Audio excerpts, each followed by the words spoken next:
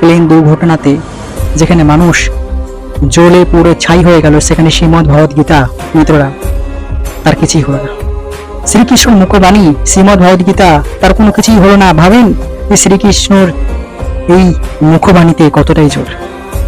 আজকে প্রত্যেকটা বাড়িতেই শ্রীমদ্ ভগবদ গীতা আছে, যেখানে শ্রীমদ্ ভগবদ গীতা একটা বাড়ির কোণায় লাল কাপড়ে পেঁচিয়ে সাইডে রেখে দেয়, কোনো ঠাকুর ঘরের সাইডে রেখে দেয়, কিন্তু গীতাকে কেউ পাঠ করে না।